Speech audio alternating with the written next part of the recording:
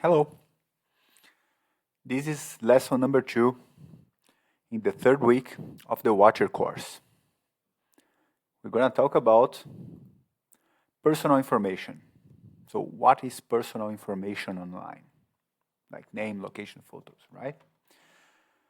What's on the agenda? Defining personal information in the digital age.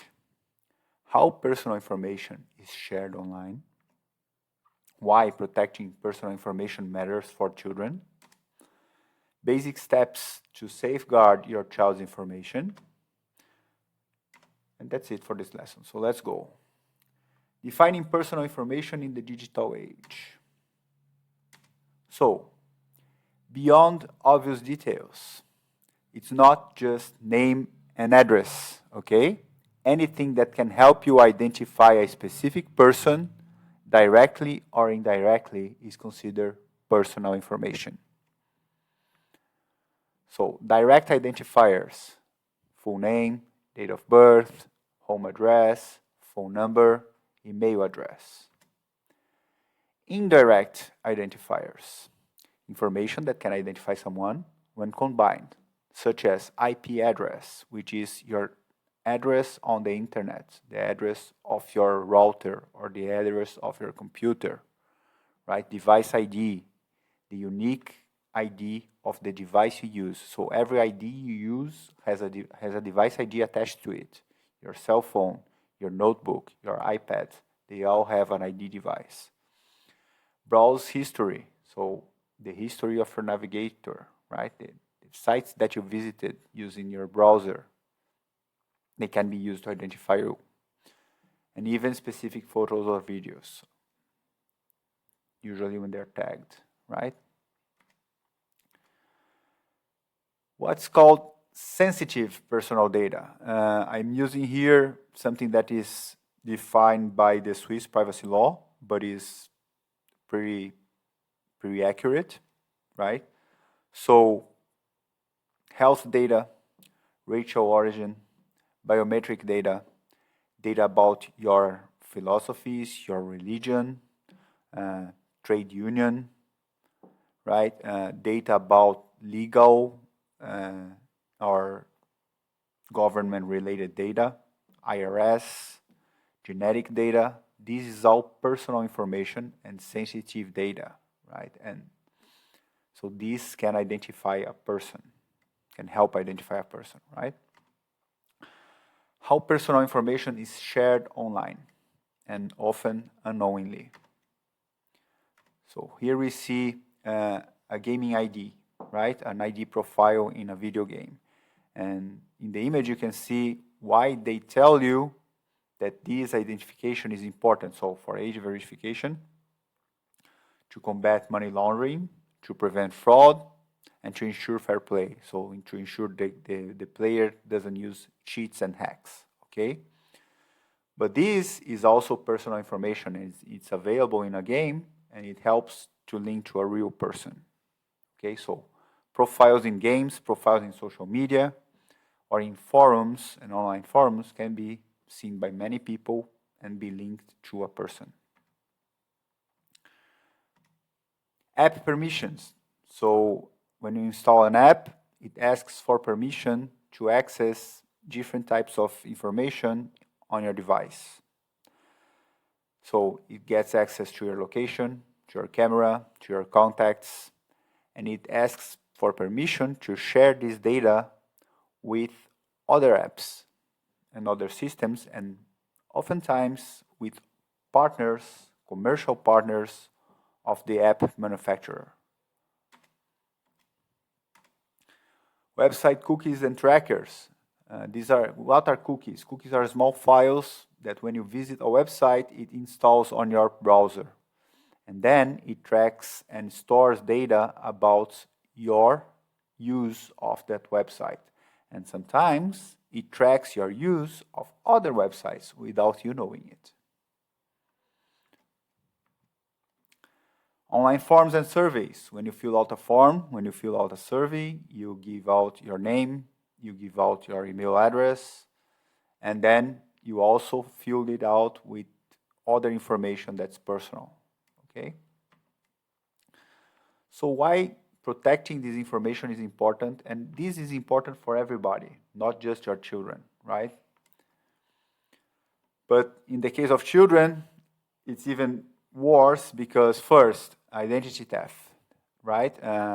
Especially for teens and kids who are in their late teen years, like 15, 16, what they do is they steal this data and they keep it because they know the date of birth, so they wait until the date that your child turns 18, and the very next day they start using it to open accounts, to get loans, and to acquire services and all sort of things in the name of your child. Online predators, they can piece together a little bit of data from here, from there, and from there, and locate and target a child.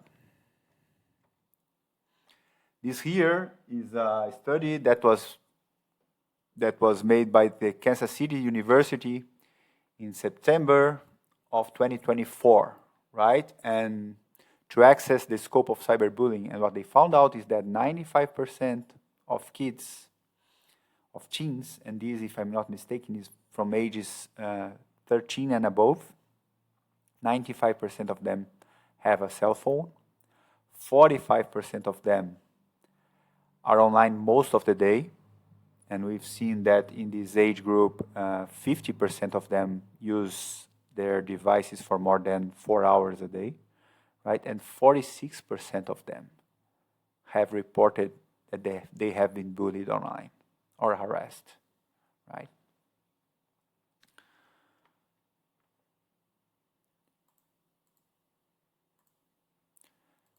And last but not least, targeted advertising and data profiling, right? So the companies build a profile, they use and the footprint, the digital footprint to build a profile and to provide ads and to try to influence the behavior of children and teens.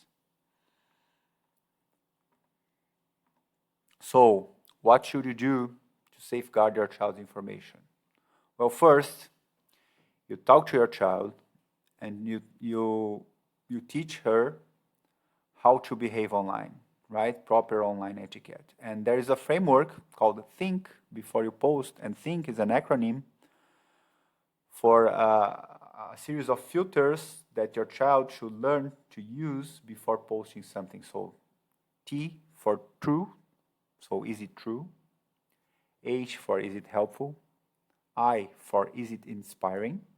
N for is it necessary? And K for is it kind? If it doesn't pass all the filters, it shouldn't be posted. Okay, so this helps with proper online etiquette. Also, it's good to talk to them about the providing information, right? So personal information should never be shared with strangers. This is more important as your child grows older and starts using messaging apps like WhatsApp and Snapchat and Messenger, and also when they start using social networks, right? Privacy settings. It's very important that you as a parent regularly review privacy settings on your child's device, on the parental controls, as well as on the apps, especially these types of apps, right? Chatting apps and social networks. They have specific privacy settings. We went over this in the last lesson of the second week. So go on detail about those settings and restrict who can talk to your child and what sort of actions your child can do inside those apps. Also, very important, and we touched on this subject before, you set a password on your child's device, and if it's not a strong password, your child will figure it out. You can be sure of it. They are very smart. They will watch you typing it when you're not aware they are watching it. So ideally, you have a unique password for their device, and ideally, 9 characters at least. Doesn't matter if uppercase or lowercase, 9 characters at least, and it will be harder for them to break it. Otherwise, they know you, and they will probably break it and change the settings that you set on their devices and on their accounts, on social networks, on messaging apps, and they will start using them as they shouldn't. And as I said before, and I repeat here, should this happen, should your child break your trust and use your password to change these settings, you should take the device away from them, because this is a break of trust, right? And they should learn that this is a very bad thing to do, and they should earn your trust back to earn the device back.